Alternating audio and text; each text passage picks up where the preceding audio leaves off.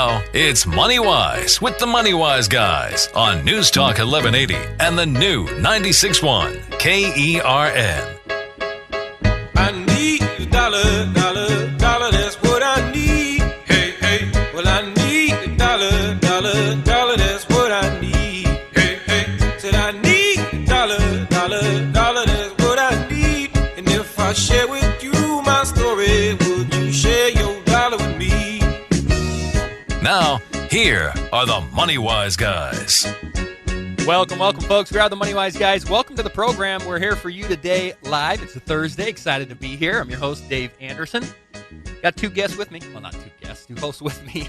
Mr. Sherrod Waite and Mr. Chris Pelster. Thanks for having me as a guest. Yeah, you bet, guest Chris and guest Sherrod. No, we will have two guests coming on the program, though. Mr. John Cox typically joins us on a Thursday. He will be here today. And we have another guest coming on the program. We talked to John Duffield the other day about a flat tax. Every presidential campaign season, every single one, there's a few candidates who are promoting a flat tax. We have coming on right now Mario Costanz, the owner of Happy Tax. Mario Costanz, how you doing today, sir? I'm doing great. How are you? We're doing fantastic. Thanks for joining us today on the Moneywise program. Or coming back anyway. I know you were on the program a few months ago. So first off, how would a flat tax work? Let's assume that were to pass. How would it work? So the premise of a flat tax, as is being proposed by some of the Republican presidential candidates, as they have many election campaigns in the past, is that across the board, instead of having a tax rate that goes up as the income goes up, everyone would pay the same rate. They would talk about, depending on the plan and depending on the candidate and depending on the mood, eliminating taxes completely for many in the lower income ranges, and that varies depending on the proposal.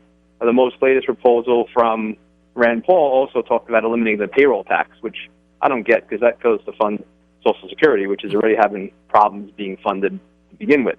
Right. So everyone would pay the same tax rate. Instead of tax rates going from 15 to, say, 39% as they do now, everyone would pay, say, 14.5% in Rand Paul's proposal or 20% in Rick Perry's, et cetera. So essentially then, if that were the case, that's going to simplify the process of filing your taxes, obviously, and would then in turn impact people who own businesses, who actually charge to take care of someone's tax preparation business. How exactly would it affect the tax preparation? Would it eliminate it altogether or really reduce the size of it? Because I believe there are over 1 million people who earn their money helping people prepare taxes in the U.S. Correct. And it would simplify it depending on the proposal and to what extent the proposal went through, which I don't see any of those proposals ever working or going through because they're just political propaganda for the most part. It would eliminate, for the most part, the tax preparation industry as we know it. There's approximately 700,000 PTIN holders, which is a registration that the IRS requires in order to do a tax return. It's not a certification, but there's a registration, and then there's all the support people that go along with that. So we would, right off the bat, lose close to 1 million jobs if a flat tax were ever to be enacted. And it really depends in terms of, Ted Cruz talks about filling out your taxes on a postcard. Rand Paul's proposal does still allow for mortgage and real estate interest deductions. So it really depends on the proposal, on the extent of what would still be required from the taxpayer's perspective. But, things like if we were to eliminate the mortgage and interest deduction, that would also cripple the real estate industry. And most of the other proposals do eliminate that, unlike Rand Paul's proposal. So it really depends on which way it went. But in my opinion, it'll never go anywhere, just based on it's not a sound policy. Yeah, right. I wouldn't disagree with you on that point. I don't see this happening. Now, tell me this. A lot of people might be hearing you, Mario, and saying, okay, so 1 million jobs maybe would be lost from this. It would kill the tax preparation industry as we know it. Explain to me why that's a bad thing, other than people lose their jobs. But, I mean, there are people that are employed as substance abuse counselors. If all of a sudden we eliminated substance abuse, hey, I'd be happy to eliminate those jobs because what we gain in the meantime is people aren't abusing, alcohol or drugs. So why do we need the tax preparation industry? Why do we want it to be a vibrant industry? Well, from a macro perspective, if we lost those jobs and it helped the economy, I don't think it's necessarily a bad thing, even though I would have to find something else to do. However, it wouldn't necessarily help the economy. It would help the rich from a very substantial manner. And as usual with many of these types of proposals, the middle classes would get hurt. The rich would pay much less in taxes, and some people may say that that may create jobs, and it may, and it will, to some extent, but will it create enough jobs to cover the billions of dollars, if not trillions of dollars of deficits that it's created? Because now one of the bigger parts that the flat tax would create is a revenue deficit. There's not going to be the same amount of money coming into the government to fund the existing programs. And I'm, all for smaller government and more efficient government. However, you can't just, cut by 25% of the amount of money coming into the federal government and expect it to still exist, because hasn't been substantial changes in the way it operates. That would be a more viable way to get that savings in terms of eliminating some of the bureaucracy and some of the oversight and waste in the government, instead of trying to slash revenues and hope that it creates enough jobs to compensate. So it sounds like your position, and you tell me if I'm wrong, is that it's not just you wanting to protect that industry, it's that you believe that industry is necessary, because if we move to a flat tax where is very, very simple, that would ultimately, from a fiscal standpoint, hurt the government, in your opinion.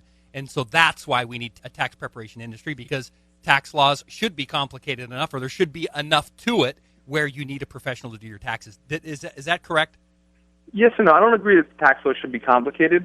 I do agree that there should be some simplification to the tax code. I mean, it's 17,000 pages. That's stuff that, nobody even in the industry can digest all of it, and we have to go back and research as we go. However, it just doesn't make sense to eliminate the industry if it's not going to help the overall country and the economy. Yeah. So the position has to do more with what it does for us as a country and less to what it has to do to the industry. So let's talk about an alternative to flat tax, because I'll admit, a lot that I hear about the flat tax, there are parts of it that I go, oh yeah, that sounds very, very attractive. I like that part of it.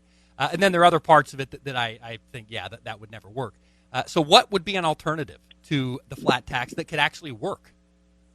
So one thing that has been floated by a lot of smart economists and even Warren Buffett is carried interest. So a lot of the people that run venture capital firms, they collect their income for management fees, and that's not taxed as regular, ordinary income, which would be taxed in most cases at 39% for guys that are making a lot of money doing it, and instead it's taxed the capital gain at 15%. So that's a clear inequality in the current way of doing things that doesn't necessarily create jobs, and it doesn't necessarily do anything to create the overall greater good, other than giving these guys that are already controlling the majority of the money in the country even more. And while the middle class, and you can consider in large cities somebody that makes $250,000 middle class and they're still struggling, maybe in that same tax bracket of 39%, and yet they're paying all of their taxes at 39% and not, for instance, I think Mitt Romney only paid the overall tax rate of 39% on 30% of his income. The rest of it came from carried interest and management fees and was only taxed at 15%. So that would be one clear, easy proposal to shake things up and make things more fair, and also increase revenue while not hurting the middle class. We're joined by Mario Costanz, owner of Happy Tax. We're talking about a flat tax, and what would that do to the tax preparation industry? But not only that, just evaluating the flat tax. What are some positives? What are some negatives about it? What the impact would be, not only in the tax industry, but here in the U.S. So at this stage, then, Mario, what can the tax preparation industry do to make it work? What can we do to make the tax system work? Yeah, if there were a flat tax that were passed, what would the tax industry do at that point to continue to have jobs and people work in that industry, or would it just completely eliminate those? It really depends on the extent of the deductions that are still available and what's left and what's not left of the tax code.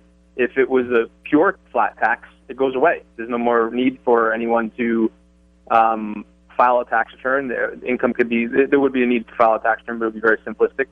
As Ted Cruz said, it would be literally be able to be done on a postcard. Withholding from people's jobs would be withheld at the flat tax rate, so that would basically be pre-reconciled, and then you just have to pay on any outside income or business income that was outside of that. So there would still be always a need for the tax industry when it comes to businesses and certain minuscule things, but the majority of it would go away.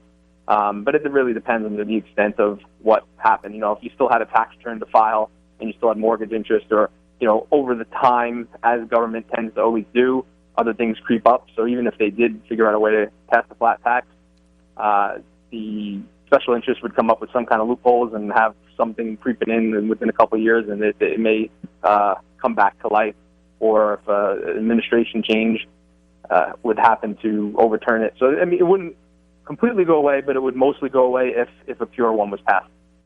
The one thing I'm going to say real quick, I think you're giving people a lot of credit, because even if we went to an absolutely flat tax and you could do it on a postcard, you still might have some customers. Yeah. I'm sure. I'm sure. Well, hey, Mario, we want to thank you for coming on the program, sharing with us this information. It is an intriguing topic, and we appreciate you sharing your knowledge with us. Thanks, Mario. Thank you. Have a good day.